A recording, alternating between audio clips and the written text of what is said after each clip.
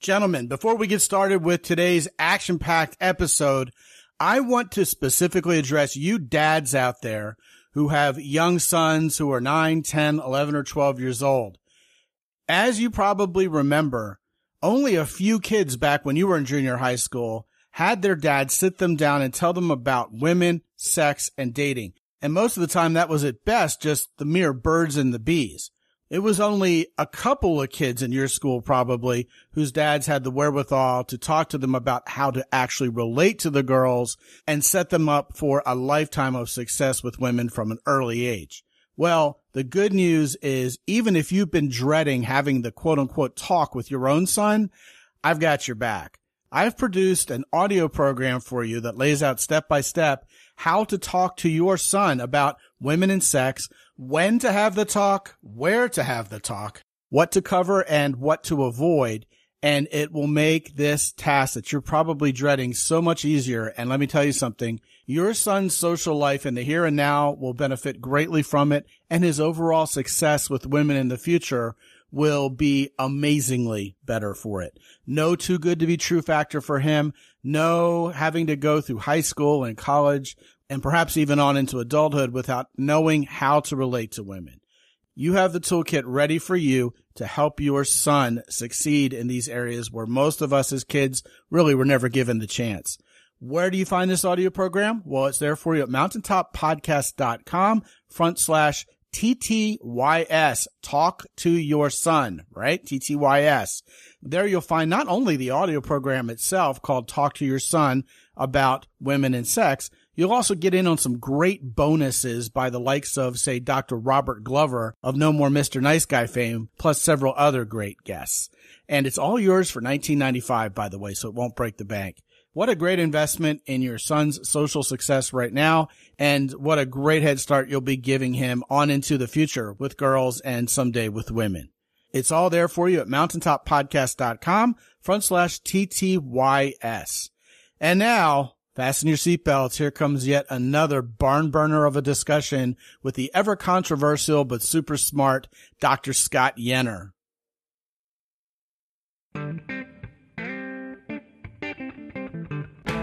Live from the mist-enshrouded mountaintop fortress that is X and Y Communications headquarters, you're listening to the world-famous Mountaintop Podcast. And now, here's your host, Scott McKay.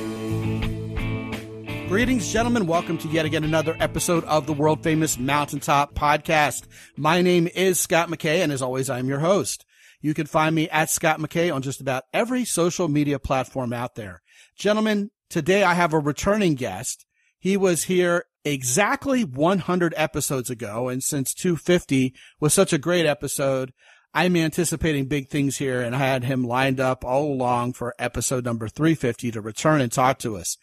Last time, Scot Yenor came and talked to us about the pressures on the family, on fatherhood, and indeed on sexual reproduction, not only now, but going forward. Today, we're really going to drill down on that topic and talk about why so many people nowadays are remaining single, if that's by choice, and if society really has a hand in that.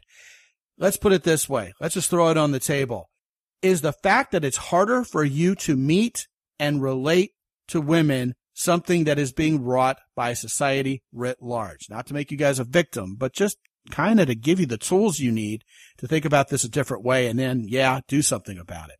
Scot Yenor, welcome back, man. Well, thanks for having me on. I appreciate the invitation. 350 is a big number, so congratulations on that. Yeah, especially if you're talking about pickup trucks, going from 250 to 350. And speaking of going from pickup trucks, you are still with Boise State University. You're on a sabbatical, as you told me, and you have accepted a really interesting position in Florida, where the weather is slightly different, and perhaps the pickup truck's not, but probably fewer 350s there than in Boise. But you are now the Senior Director of State Coalitions for the Claremont Institute, and you're working directly with Ron DeSantis down there in Florida, aren't you? Tell us a little bit about that. Yeah, well, some days I get to see the governor. My job, I've been writing on things like higher education, family policy, K through 12 education since, about 5 years ago when I started to have some episodes with my own university, and I was wondering what was going on, what kind of changes were happening at the university. And I discovered all of these policies at my home institution of Boise State. And I started to think, well, is this happening everywhere? So I started looking at other universities.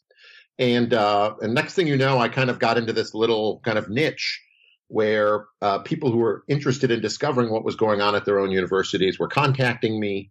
And I started writing kind of lengthy reports, sometimes 50 pages, on the changes in curriculum and hiring policies and admissions policies and training for students and freshman orientation and student life and all this stuff on universities. And this kind of just got me into that lane where I was doing a lot of things in higher ed. And when Florida began taking higher ed reform very seriously, I decided, well, if Claremont was going to open an office down here in Tallahassee, this is kind of where the action is in the country. So I wanted to come down here and contribute some ideas to that and really help out where I can with these group of very competent and well-intentioned and excellent aides that the governor has. And that's what I've been doing, and will do for a while down here in Tallahassee. It is nicer in Tallahassee. It's 80 degrees here in Tallahassee. It's 40 in Boise today. So it's a 2X kind of improvement. Yeah, well, Tallahassee is not Miami or Tampa St. Pete or even Orlando. It's up there in the Panhandle. But nevertheless, it's an underrated town. It's just really a nice neighborhood. It's a nice place to live. No, it's kind of a southern town. The northern part of Florida is very southern. There's Spanish moss everywhere and old styles of homes and things. So, it has a totally different feel than any place I've ever lived.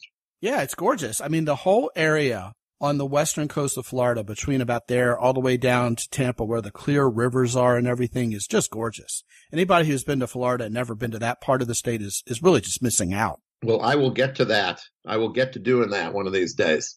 When you have less work with Ron DeSantis to do. Yeah, so it's a very exciting time down here, and I'm doing my best for Claremont and bringing some ideas for policies and aims to a bunch of people who are already very kind of overflowing with ideas. Fantastic, man. Now, getting to our point today, which I can't wait to do, is society keeping you single? One of the first things you told me when announcing out loud that you were excited about this topic is that you actually wrote a rather lengthy piece for First Things called The Sexual Counter-Revolution. And in fact, that's where we're going to point, guys, at the end of this particular podcast, because, you pretty much work for Claremont and you're all set at Boise State. So this podcast appearance for you is really more of a public service than anything, which we appreciate, man. I know you love to talk about this stuff, but tell us what inspired you to write a piece called The Sexual Counter-Revolution, and give us kind of the Cliff's Notes version of what this is about. Although as a college professor, I know you loathe Cliff's Notes, but go ahead and make it happen anyway, Captain. Yeah, something is broken in our civilization. And we can see it in the fact that men and women marry much later than they used to. The number of people who are going to be in their mid-40s and never have married is about double what it was the last generation. And that really gets me concerned because it seems like even the sexual dance that leads to enduring relationships between men and women is breaking down. And so why is that? And, I think part of the reason for it is that no one emphasizes in the education of young girls that it's an important thing at some point in their lives to consider how to be a mother and how to be a wife, and to prioritize that in their whole life plan. Most of our education of young girls is really aimed at career-oriented success or independence or finding fulfilling work. And it's very easy to imagine young girls turning 20 years old, say, and no one ever suggesting to them that there's parts of their character that they're going to have to develop in order to prioritize an enduring relationship with a man and being a mother. And you can see this even in some opinion polls recently that were out. There was a Pew opinion poll asking parents what they thought was important about their kids' future. And these numbers are all approximately right. Like 80 to 85% of parents said finding a career was important for their kid. 80 to 85% of parents said finding fulfilling work, being financially independent was important for their kids. But less than 20% said that being married and having children was important for their kids. So I don't think it's a failure of any particular institution, the schools say, but I do think it's a failure of imagination on the part of parents generally, and therefore reflecting, I think, the whole culture, that no one is emphasizing this, as I say, especially for young girls, in their education so that they make it a priority in their life. And we take it for granted. We think that nature will be strong enough to attract girls to motherhood, or the attractiveness of love will be strong enough to draw men and women together. But it doesn't have to be like that. Nature needs culture to support it. And therefore, I think the sexual revolution that we're living in at this point is kind of a dead end for society. So we need a counter-revolution, one that will, again, prioritize this part of a woman's identity and a man's identity, and build ways in which they can find one another earlier, and then hopefully find, accomplishment and love with one another. So, yeah, I think at this point, I don't think we can carve out places within our culture to do that. We need to have kind of like an overturning of the cultural assumptions we have about what men and women should do with their lives. And that means founding a new kind of culture. Indeed, even in the media, when the state of our economy here in the United States is talked about, one of the metrics they turn to is how many women are in the workforce. And we've talked about this on this show before, that the more women there are in the workforce, the better the economy is, according to the mainstream media. And certainly there are people out there in the audience nodding their head going, yeah, well, I suppose that's the way it should be. Yet in the most affluent families out there, there's a greater likelihood that the mom stays at home and doesn't have a full-time job. She's raising kids, raising the family. That's a luxury for a well-to-do family. Yet we just basically go with the flow, Scott, when we're told that, hey, you know what? Women in the workforce, this is a good thing. We need more of it. Women going into the commonly masculine-dominated STEM fields, that's always talked about in glowing terms. I mean, there's nothing wrong with it, obviously. Indeed, as your life's work often includes a fair amount of mention of, this is all pressuring the family. More women in the workspace equals fewer women who are interested in having babies, raising families, while there are fewer men out there who really recognize themselves as the breadwinner.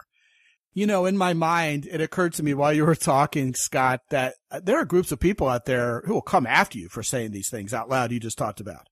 I mean, like, how dare you? Yet millennia of human culture have been built on the premises you're talking about, as if they're automatic, make perfect sense, and are totally expected.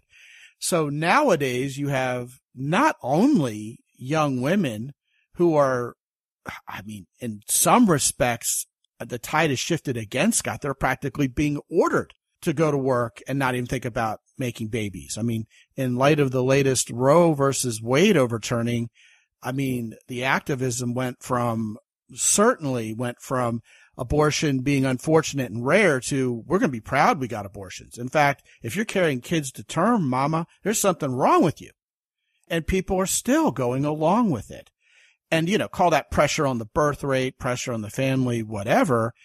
Here we are as men, kind of left in the lurch, as women more than ever are feeling like they need a man like a fish needs a bicycle. And meanwhile, guys are still left, well, at least horny.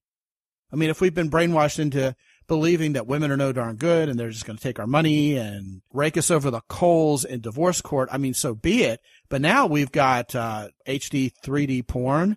We've got sex dolls coming, robots. God knows what ChatGPT is going to do for our pornographic lives and imaginations. You don't even need an imagination anymore.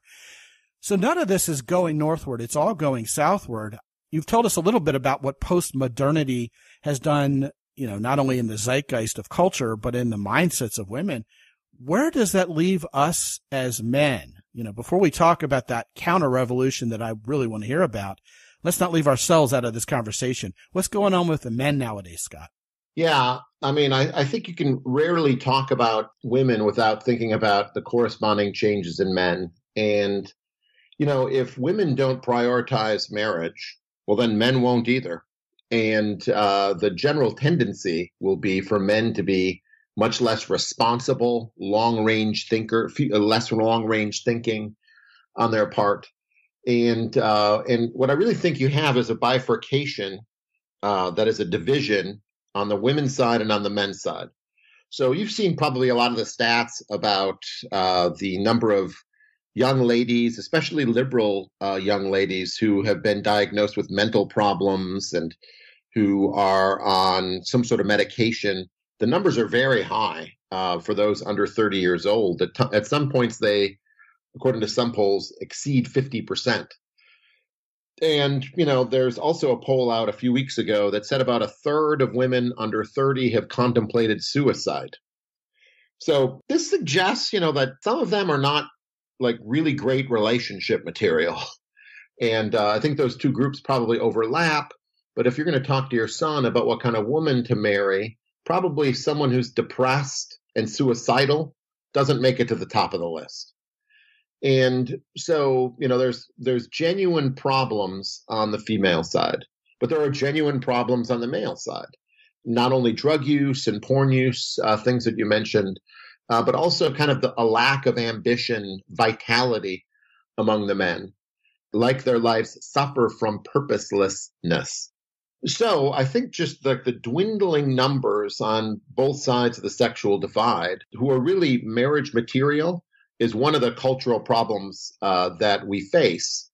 And I started to think about this and like what it means for men.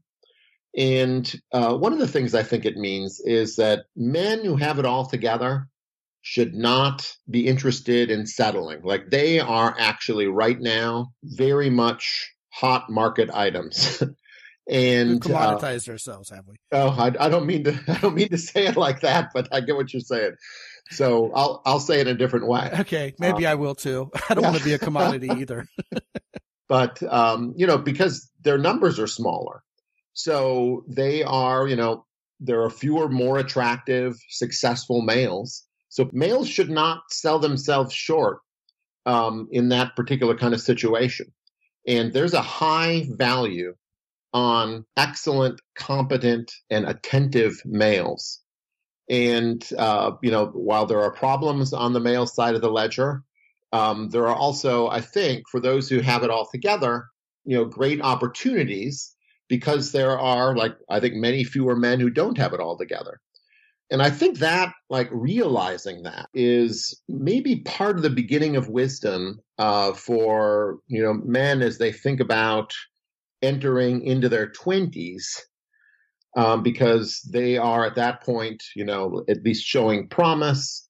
And I think they should just never sell themselves short if they have ambition and accomplishment in the future, given that there are fewer men who are in that category. Yeah, you know, I would be quick to add to your assessment the importance of masculinity and femininity to that dance of attraction between men and women.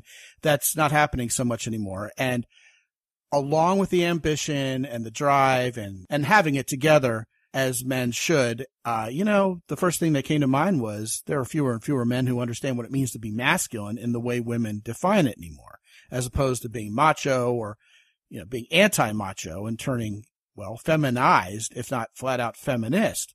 And yet the women who are most sexually attractive to us, Scott, by and large, whatever that means, are the women who are most feminine, who act like women, who understand how to dance that dance of attraction with men. And it sounds like that this sexual counter-revolution, at least in some parts, Scott, is coming back down to something we've been repeating as an ongoing theme very lately on the show, which is, hey, you know what? The new school going forward is going to be old school.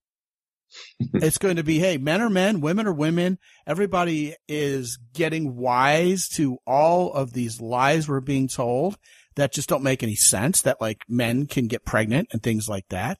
I mean, there was a kid in a Catholic school who got expelled for saying there were only two genders. Catholic school. Okay. And when he tried to come back into school, they arrested him. This was up in Canada. Okay. But first of all, here in Western culture, where you and I both live, Scott, it is becoming more and more established that we're coming up with our own problems because life actually is better than it ever has been before. People just love to complain, and we've got to invent things nowadays to complain about. And second of all, the power of media and the echo chambers within social media have an effect on us that is so profound in influencing us how to think, and importantly, just as influential in telling us what we should be afraid to disagree with. And then what ends up happening there is, I don't know, it's the boiling of the frog, isn't it? The next thing you know, men are like, well, this is the way things should be. And women are like, well, you know, I'm kind of lonely. I'm going to work for the man all day. I really would love to have a baby, but I mean, I guess I shouldn't. And nobody's waking up from this, not yet. But I don't know, the tide might be turning just a little because we've gotten to the point of post-ridiculousness. You know, I mean, not that we weren't already sick of Rob Dyrdek, but, you know, we're definitely post-ridiculousness in general now, not just about the TV show. What say you about all this? Yeah, I mean, I recently gave a talk at a high school on feminism and its effect on individuals. And the entire auditorium was full, you know, maybe 350. I don't know how many people were there, but something like that. It was a full auditorium. And there was a planned walkout when I would say something critical of feminism. And I did. I mean, I gave them what they wanted. And, you know, people started screaming and everyone walked out. And I shouldn't say everyone walked out. Maybe a third of the audience walked out. And, you know, when they left, I said, it's actually kind of easier these days to select out people who not to date.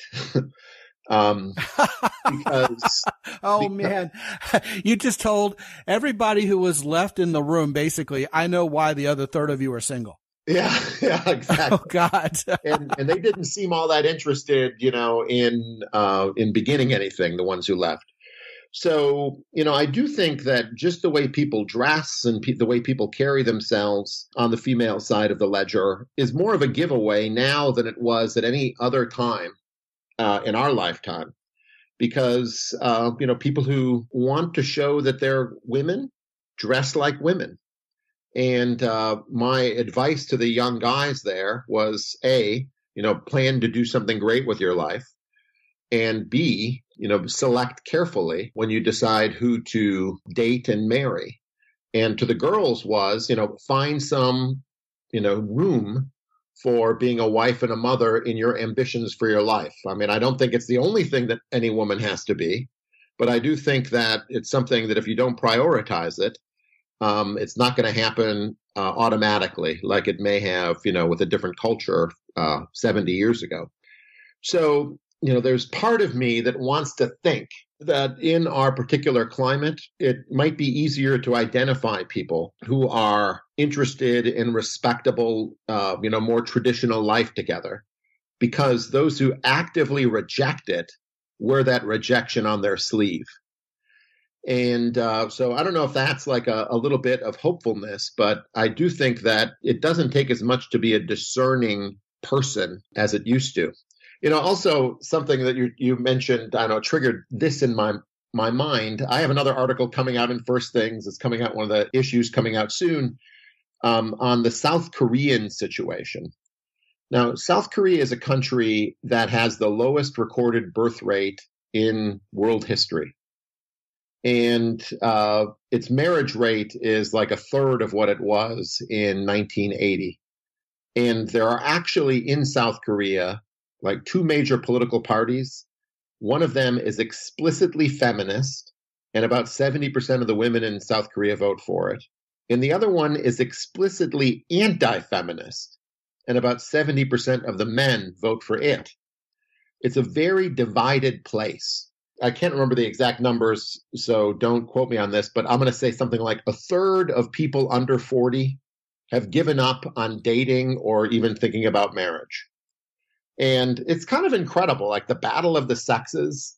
is not ending with like a bomb, but kind of with a whimper in South Korea. And I often wonder, like, that as an example of what the end game of a civilization would look like. When you're not having babies, you're not marrying, you don't want to marry, you don't want to be in a relationship. And lo and behold, when all of this was going on, the anti-feminist party won an election. And one of the first things that happened after it won was that they legalized the importation of sex dolls, replacing South Korean women with prosthetics, I guess. So, yeah, there is like a possibility that a civilization can really end in such a whimper. And that is the summa malum, the thing to be avoided that they have in South Korea. But there are easily ways of seeing that such things are happening here among a certain segment of America's population.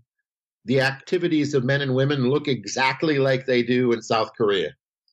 And so it can happen here, and nature is not enough to maintain the sexual dance. So there needs to be a culture that will bring them together. Man, the words that you are speaking, Scott, are so poignant, yet you say them so matter-of-factly, almost like you do this every day. The first thing I got to mention is, you said this about 10 minutes ago, but it was one hell of a mic drop, my good man, which is when women become disinterested in marriage, men will already be disinterested in marriage. That'll be music to their ears.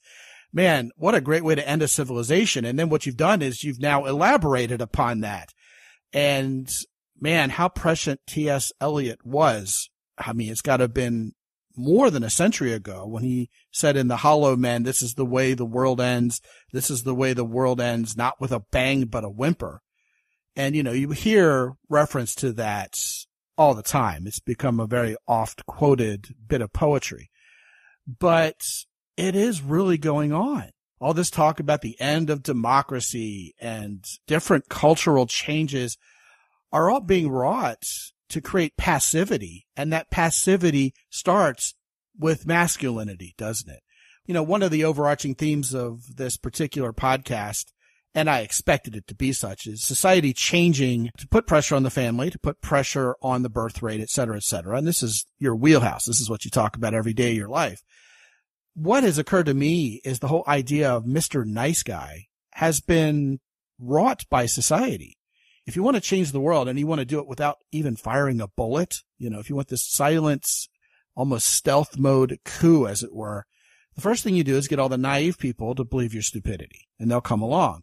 Get enough naive people and then strike fear into the hearts of everybody else that if they speak poorly against it, they're going to be punished or they're going to be socially ostracized, e.g. cancel culture.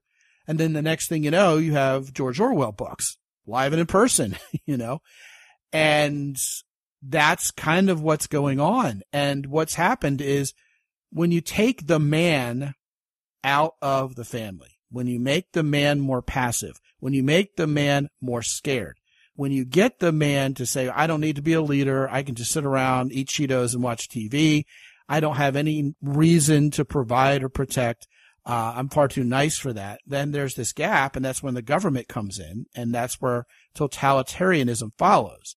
And, I'm not sitting here with a tinfoil hat on per se.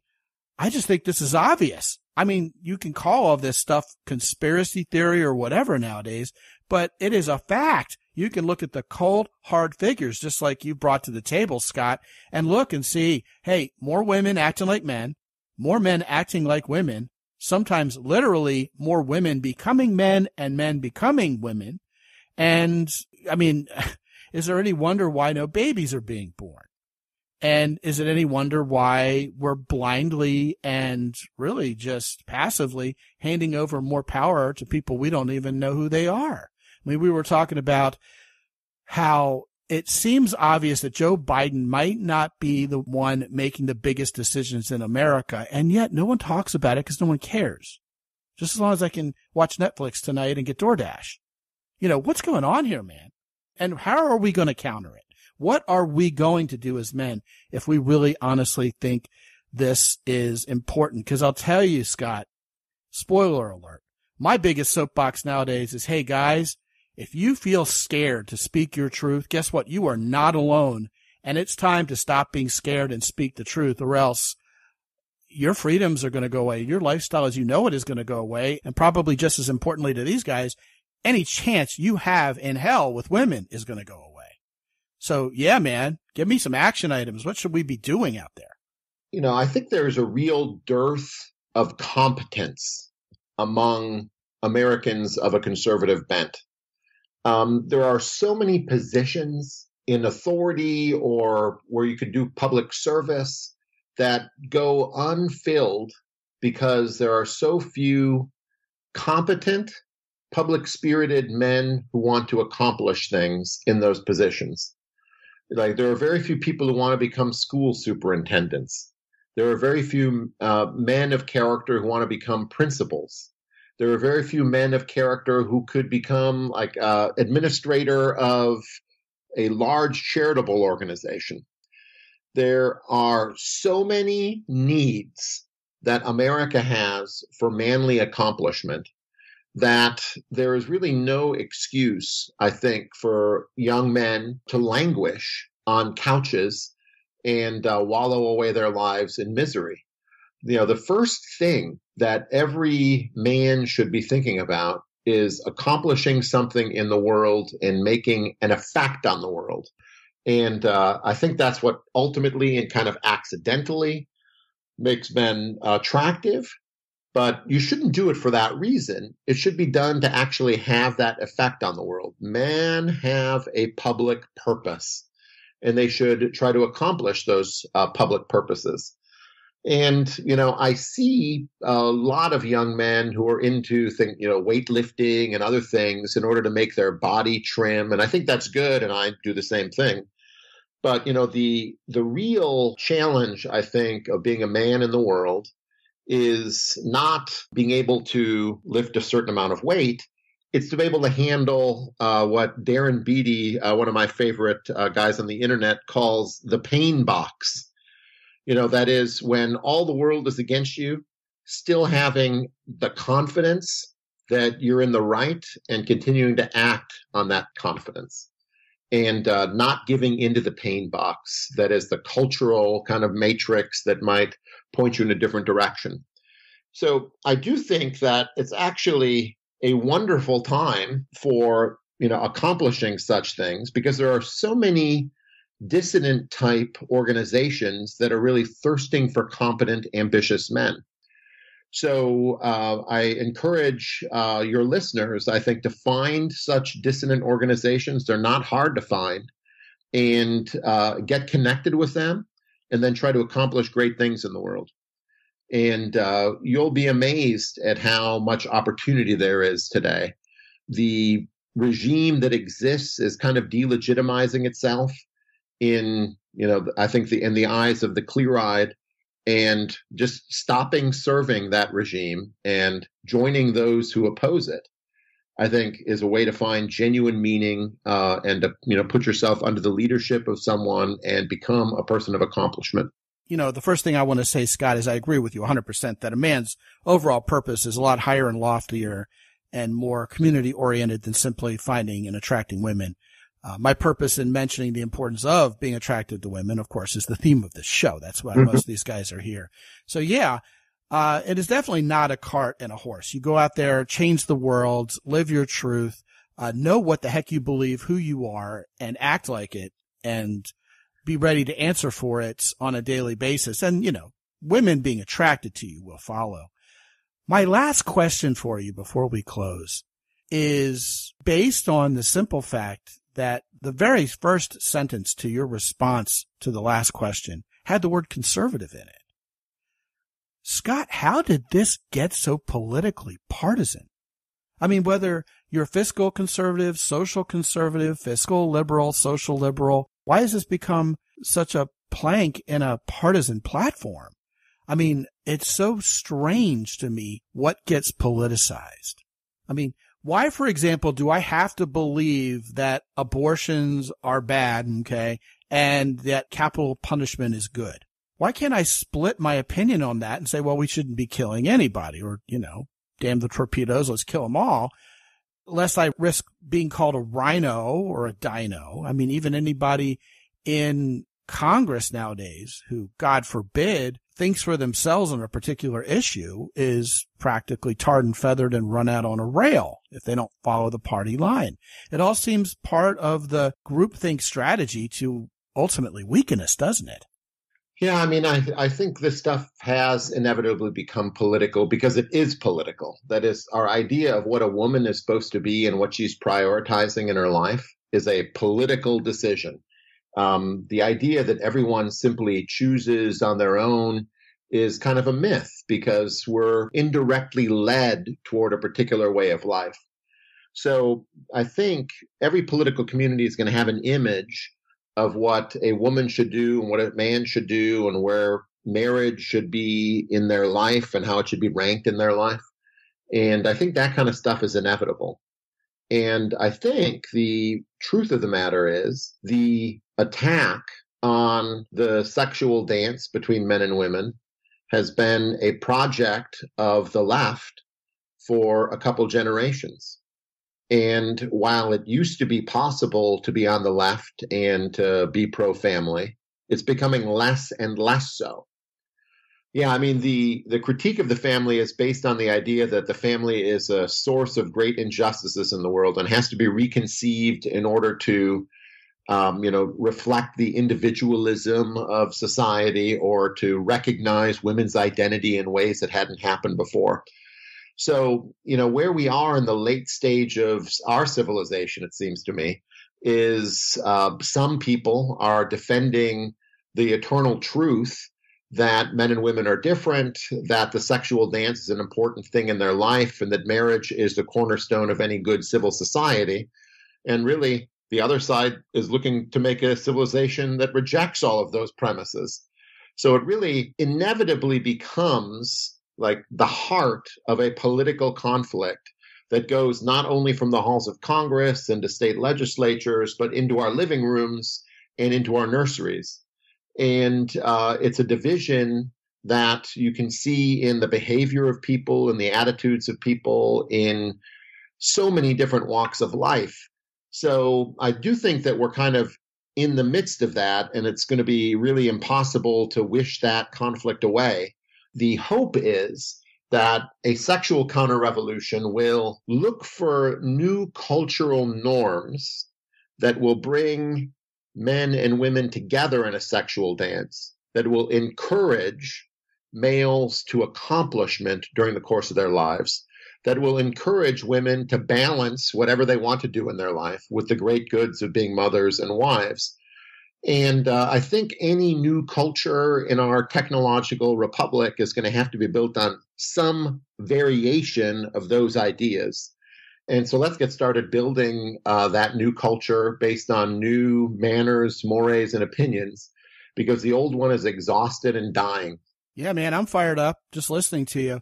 I got to say, these guys know how I talk about the rise of secular humanism and its overtaking of, a traditional church, traditional religion.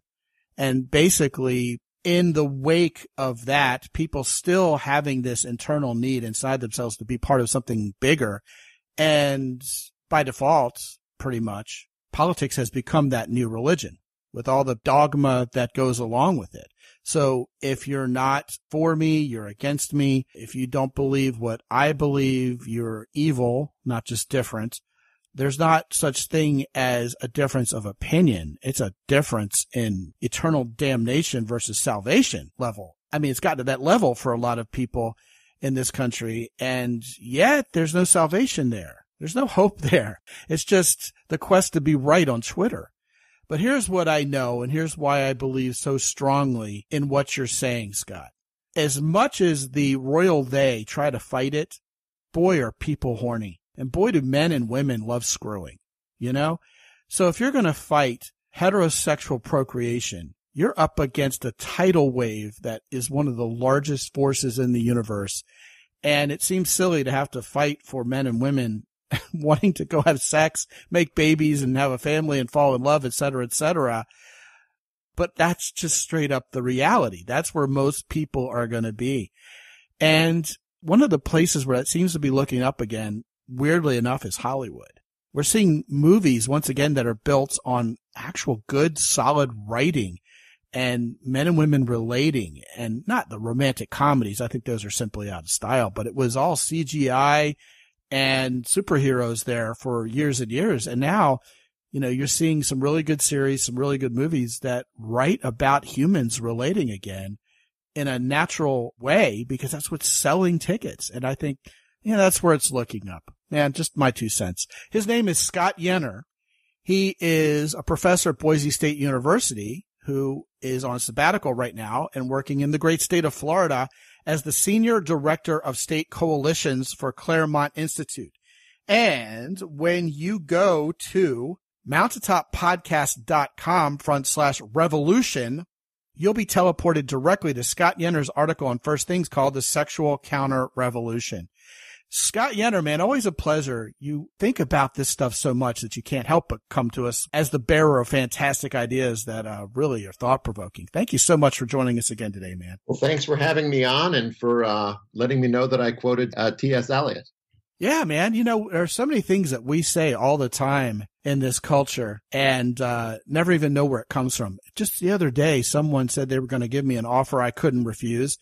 And I made a reference to The Godfather about that. And they were like, well, what does that have to do with it? It's like, you've never seen The Godfather? That's where that comes from. Yeah. Happens all the time. We quote Shakespeare constantly without realizing it. Yeah, it's filled with cliches, that Shakespeare.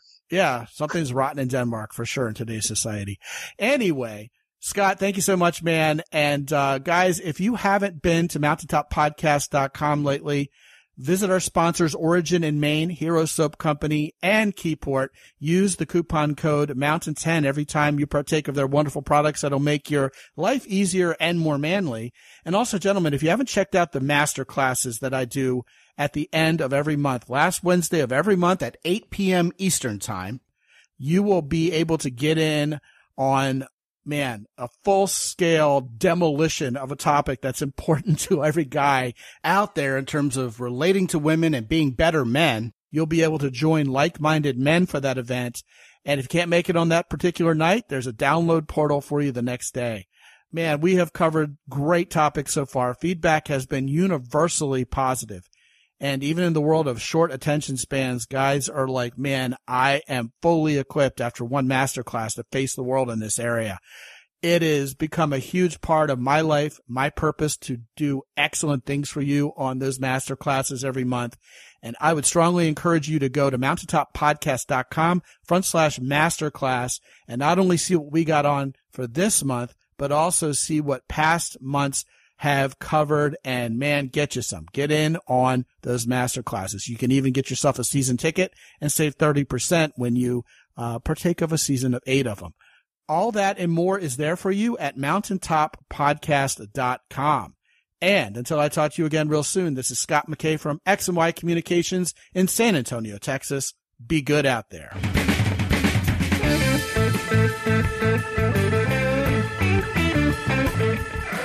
The Mountaintop Podcast is produced by X&Y Communications. All rights reserved worldwide. Be sure to visit www.mountaintoppodcast.com for show notes.